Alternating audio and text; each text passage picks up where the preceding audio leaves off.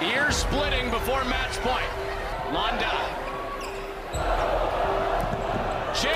Turn back and Purdue wins. Setting up Peterson again. Block! Boilermakers do it! They survived the upset with a 3-set run to win in 5 and advance to the Sweet 16 for the 3rd consecutive year. The block by Purdue, and the Boilermakers are moving on! The Dig City Podcast is presented by Franciscan Health Sports Medicine, inspiring health. Franciscan is the official medical services provider of Purdue Athletics. Welcome back to the Dig City Podcast. Corey Palm with head coach Dave Shondell. Coach, a lot has happened since we last sat across the table from each other. 1 week ago, you guys had a match that night against Iowa. A 5-set win for the Boilermakers, and a rowdy crowd, helped along the way for sure. A dominant 5th set for your squad. Before we get into the other happenings that night, thoughts on that match? Well, I just keep thinking what a great job Jim Barnes has done to go into what was really a damaged program where people were leaving, and there's a lot of emotions that were going south within that program because they've had a lot of coaching changes and things over the past several years. And for a coach to go in there and pull that together with a needle and thread is pretty impressive. To me, it just makes a statement about Jim Barnes and what he's capable of doing and the trust that team has in them, because not only have they played us tough, they've played Minnesota tough, and they're getting better as this season goes on. So I think Iowa's going to be a factor in this league the rest of the season, and not that they're going to be a factor in winning the league by any stretch of the imagination, but they're going to jump up and bite some people. And I hope they do, because we're done with them now. We escaped that a couple of times. But like I say, they're a pretty solid team, and I didn't think we played particularly well on Wednesday against them. Again, they have a lot to do with that, but it was not our best match, and I was just happy that we found a way to persevere in that 5th set. But I go back to, we played Iowa twice in about 9 days. Mm-hmm. The closer you play teams together, I think opens up the more possibility for an upset. And not that we're that much better than Iowa, I'm not saying that, I'm just saying that the closer you play teams together, there's a better chance that you might split that series. So I'm just happy we found a way to win both of them. It's one of the old Gene Keady-isms. It's not necessarily who you play, it's when you play them. There's some truth to that. Gene had it figured out. Yeah, he was a pretty smart guy, it turns out. Getting them early in the season twice could prove very beneficial. The other thing that went on that night was a celebration of the coaching staff, your coaching staff, now in year 20 here at Purdue. I know some of the celebration was known to you, and I believe some of it was maybe held back a little bit. Just thoughts on that little ceremony? Yeah, I was really confused because people were calling me and saying, "Hey, what's this about this celebration?" I said, "I don't know anything about a celebration." But I do want to thank Purdue. I want to thank whoever was behind it. It probably started with Carrie Gurnell, our operations person, who is the best there is at that. Such a conscientious, hardworking former Purdue player. We're fortunate to have Carrie Gurnell in that position, and she may have lit that fire to begin with, would be my guess. But it was very, very nice, and to actually have the pint glasses to hand out to people as a memory for this event was pretty neat. And but again, I think that put some pressure on our players, to perform on that particular night, and sometimes that's not necessarily good. But it was a good night, and I can tell you our staff really, really appreciated what the university did for us. Spin ahead to the weekend. Wisconsin came in Saturday evening, top 10 matchup in Holloway Gym, and it lived up to the billing, I would say, for sure. You guys came out on fire in set 1, and yeah, we pitched a perfect game in the first set. We did a lot of things really, really well, and took them a little bit off guard with a few of the things that we did. They might have been a little tight. This is not the place everybody wants to come play in. It's a great facility for the home team, and our crowd was electric. It was just a great night. I thought Wisconsin adjusted to the things that we did well in the first set. We may have gotten back on our heels a little bit in the second set. But understand this, that this Wisconsin team who won the national championship a year ago and has recruited well year after year, Kelly Sheffield does a masterful job of recruiting and bringing in really good players to a great campus in Madison, Wisconsin. But they have as much physical size and talent as anybody in the country.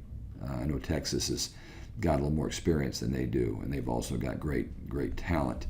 But people were talking about, well, Eva Hudson didn't have quite the match. I thought Eva Hudson was marvelous in that match.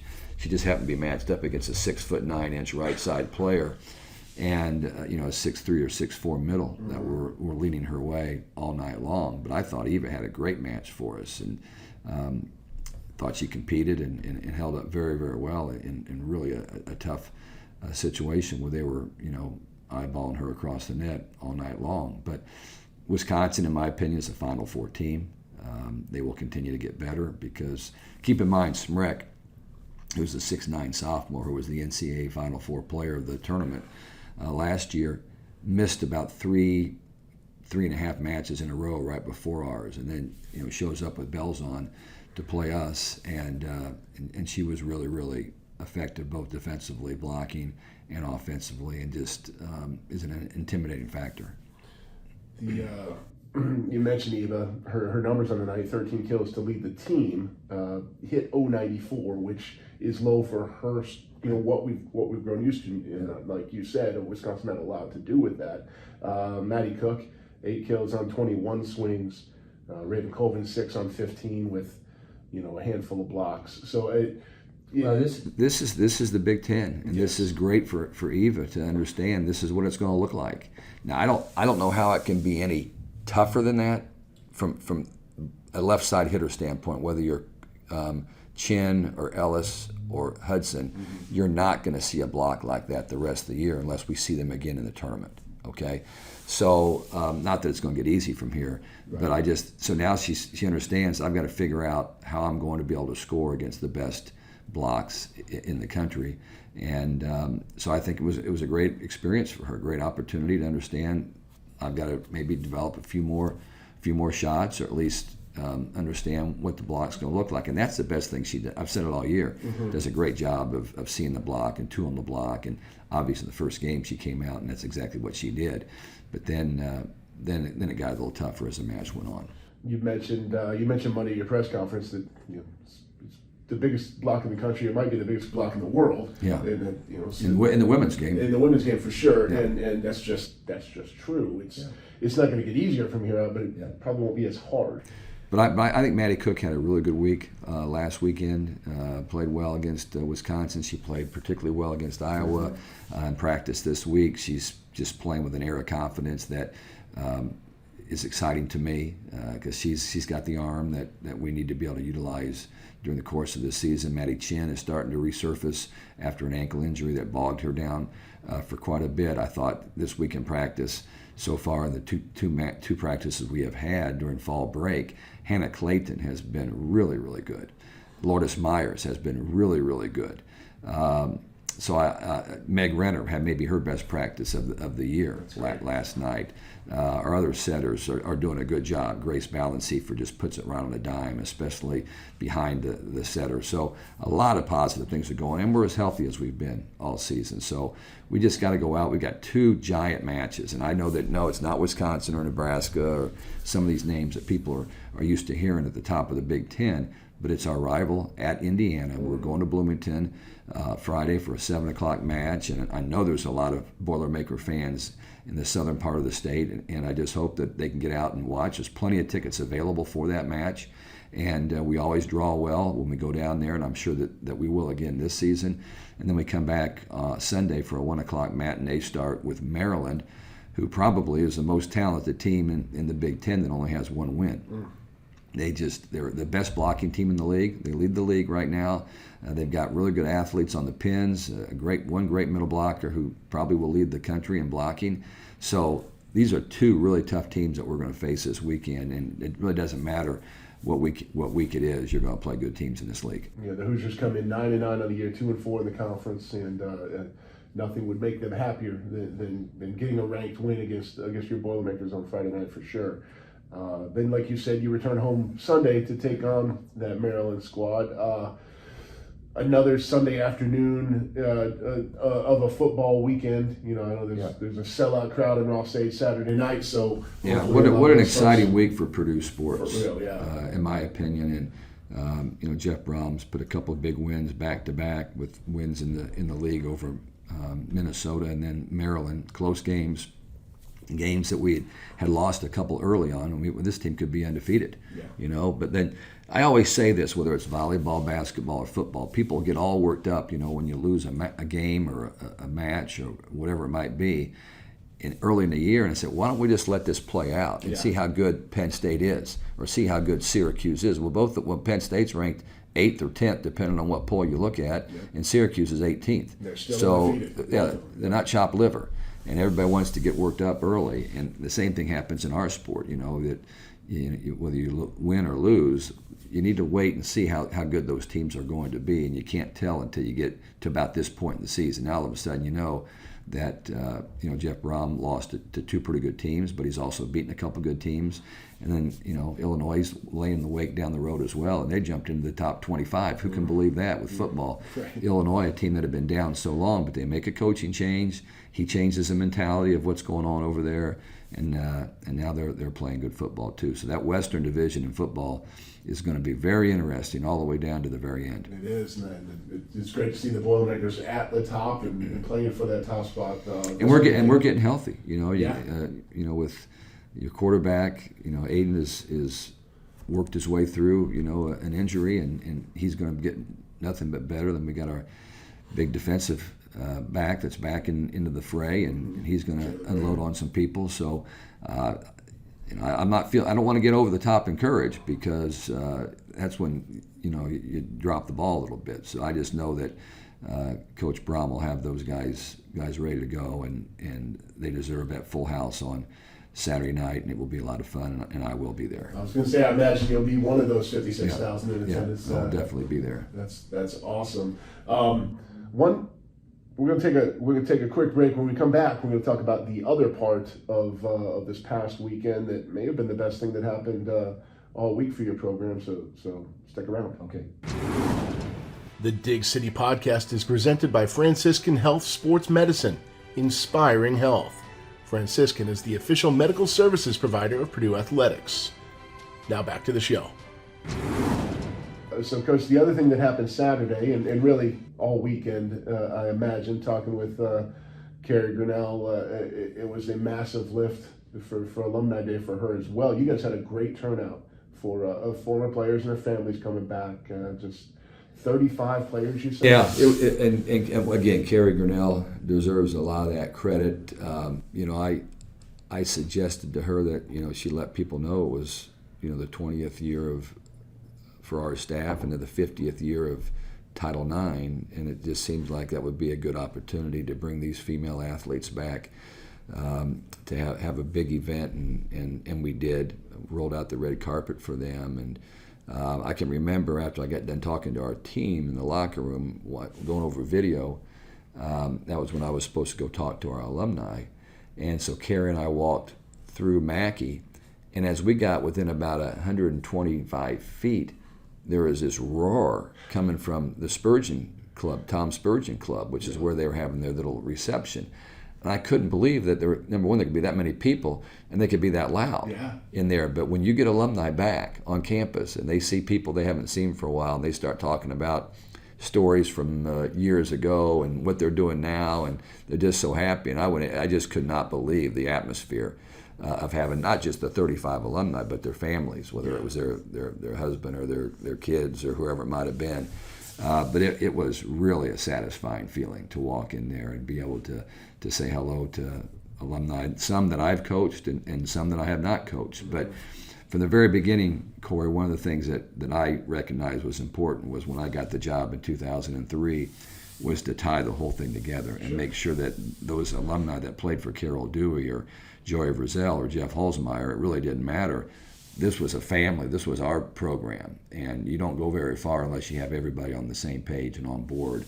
And I compliment all of our alumni for making our staff and our teams in the last 20 years feel like we were part of what's been going on here for a long time. But it was great, and unfortunately, I did not get a chance to spend as much time with those alumni as you would like. Some of them came in the day before, and I was able to talk with them and went out for dinner with a handful of them. But on that particular day, our hands were tied with Wisconsin. Yeah, you had a lot, pretty occupied. And then when that was over late, I just didn't have the gumption to go out and till 1 o'clock in the morning with the alumni. I'm just maybe past that point. But those days are maybe, yeah.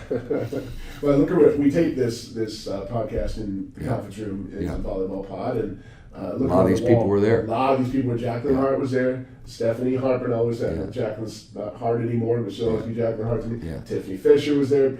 Brittany Dildine happened to be there. Sure. On the other side. You got Carly Kramer behind you and Kimmy McConaughey. Kat Robarczyk. Yeah. Like a lot of players from. When you've been somewhere 20 years, you get a lot of players. But to see so many of your players that have been away long enough that it's really special to come back. Yeah, Lizzie Jakes, who I haven't seen for a while, back, and everybody has a story. Yeah. And Lizzie was in that first recruiting class that I had. Lizzie Jakes and Emily Williams and Sammy Motter and Annie Mastandrea and Megan is Means now, but it wasn't then. We called her Modoc. I can't remember what her last name is right now, but that was that first class that we kind of brought in, and it's always great when they can come back and be part of things, and because if we don't get good players early, we're not here. Sure. But we got some really good players early in that next class, of course, with Kelly Miller and Stephanie Harpenow and Danita Merlau, and I'm sure there were a few others, but it was getting off to a great start that allowed us to be where we are now. And all of those players, I'm certain take pride in where you are now. It went from a program who was struggling to make the NCAA tournament to that's the expectation, to second weekend is the expectation, to it just has stair-stepped, and there's so much pride in that room. Yeah, no, I'm sure that they're happy with that and feel good about it, but they also understand it's never easy. Yeah. Every season is a brand new season, and right now, as you know, I think we're maybe 14-2 and 5-1 in the league. It doesn't mean anything. All it does is excite people when you play them. It means, that's like you mentioned. I think you already said it today. Indiana would love to get a top 10 win, okay? And so that motivates them. It toughens us, okay? It makes us get tougher and figure out that people are going to come after us. And Wisconsin did that. Wisconsin already had one loss on the docket, and they weren't even enlisted as a top 10 seed when the committee, made that early season prognostication. So that's just motivation for them. And I will tell you this, Wisconsin's a Final Four team. If they're not a Final Four team, then I'll be shocked. Right. Because I've seen Final Four teams this year, and I know that they have everything it takes to be that kind of a team. So the loss was tough, but I gave ourselves, Corey, a B+ in that match, and I'm a pretty tough grader. But I gave us a B+ because I thought we played well against them. It comes down to matchups often, and their matchups against some of our best offense was a better defense, and it made it tough on us, and we just got to adjust that. So we looked at after they won sets 2 and 3, we talked about what kind of changes do we make? Do we flip-flop the rotation? Do we move this person? What do we do? Because they made some changes, but I just felt like we're not to that point yet. We're not experienced or really good enough yet that we can do a lot of changes midstream. I'm hoping in 3 weeks, maybe we'll get to that point where we're more comfortable in our own skin that we can make those kind of adjustments and during the course of a match. But this is still a green team as far as a lot of new players thrown into a group. I'm so proud of where we are right now because they persevered and have been very, very tough and competitive and fought through and won some close sets. we couldn't quite get it done in that fourth set against Wisconsin when it was 25-25. I think we were up 26-25. We're up maybe 28-27. Yeah. I know we served at least 2 set points to turn into a fifth set, and that crowd was unbelievable that night. It was just as loud as I'd ever heard a crowd in that gym, and we owe so much to our fans, and we just hope that they're going to stay with us. We're going to lose some. Everybody's going to lose some. Sure. I talked to Kelly Sheffield just yesterday. He said it's going to be a crazy season. Everybody's going to have some ups and downs. And, so we lost one in the league. Now it's time to get back on the horse. Yep. Or, excuse me, get back on the train. Get back on the train, absolutely. Well, they're going to be with you. I can guarantee that. They'll have a couple opportunities this week. Right. Bloomington, less than 2 hours from campus. It's an easy drive. It's a beautiful drive this time of year, and plenty of tickets available. No, I would just love to walk in that gym and see old gold and black throughout that place, which generally is the case. Yep. And this is a perfect opportunity. A Friday night, got time to drive down there at 7 o'clock. And what I like about Indiana's venue, number one, it's almost a brand new venue, maybe 3-4 years old. And but you got the entire Assembly Hall parking lot. Okay, so it's not an issue getting in there and finding a parking spot and then walking right into the place, sitting down and having a good seat. It holds I think it holds 3,000 to 3,500. So every seat's a nice seat. Yeah. Then Sunday afternoon, taking on Maryland, right back here in Holloway Gym. So get out there, keep supporting your Boilermakers in what is a very important weekend. Yeah, let's have some fun this weekend, both with football, volleyball, and whatever else might be going on in the world of Purdue sports. There we go. We'll leave it there, Coach. Thank you as always, and we'll see you next week. Okay, thanks, Corey. Boiler up.